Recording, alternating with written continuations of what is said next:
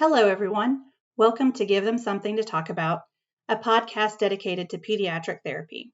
Today, you are listening to a parent's perspective on how speech therapy has impacted their child. Names have been changed to protect privacy. At first, I didn't think there was a problem. I later learned that many parents feel this way because we are told to wait and see, he'll grow out of it, or just give him some time. I am grateful that I didn't adopt a wait-and-see approach with my child because without appropriate intervention, he could have struggled to speak for years. My son was eventually diagnosed with childhood apraxia of speech, and we learned that these issues would not resolve on their own. Aaron was born full term. He was happy and healthy. He progressed through his physical milestones without delays. He was not quiet, but did not babble like his sister. He produced vocalizations and communicative intent was clear.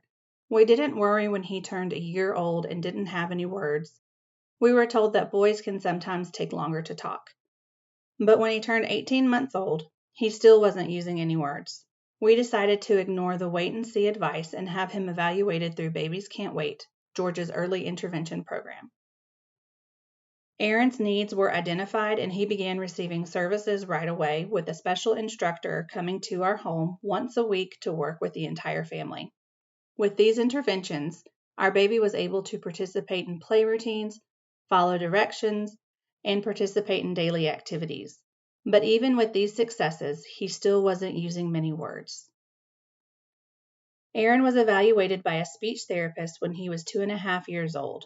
That evaluation showed that he had average receptive language skills, meaning he understood almost everything that was said to him. However, his expressive language skills were significantly below average. Therapy started immediately, and the therapist came to our home to see him.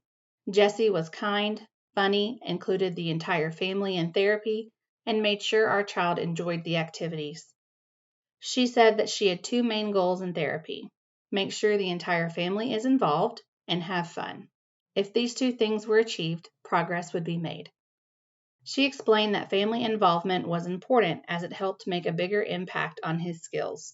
She broke down activities for us every week and made sure we were comfortable with how to elicit responses from him. In just a few sessions, she had incorporated strategies and his expressive language was improving. Aaron started producing more words and was less frustrated.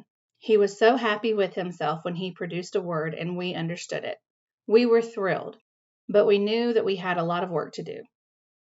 As I mentioned earlier, we learned that Aaron has childhood apraxia of speech. Our speech therapist helped us understand this motor planning problem. In simple terms, childhood apraxia of speech means that a child may know what word he wants to say, but is unable to make the muscles in his mouth move correctly to produce that word. This is why Aaron had difficulty producing a word the same way each time, why his vowels were distorted, and why he has extraneous mouth movements when trying to talk. These were all signs of childhood apraxia of speech that were missed by other professionals. When Aaron was first diagnosed, we did not understand the impact of childhood apraxia of speech or what it could possibly mean for his life.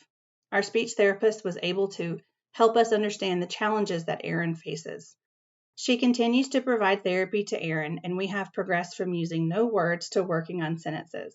He is answering questions, retelling stories, and having conversations with us. We still have work to do, but we are so grateful to know that our speech therapist will be there every step of the way. Our speech therapist is more than just a speech therapist. She provides us with the information we need to make informed decisions. She designs and teaches us how to use strategies that increase Aaron's ability to use language. She advocated for him and us when others were quick to brush us off. She provided counseling when we were unsure of Aaron's future. Quite simply put, she has become a part of our family. If your child is struggling with using language, or if any of the red flags remind you of your own child, please reach out to us. We provide free phone consultations and will help you determine if speech therapy is appropriate for your child.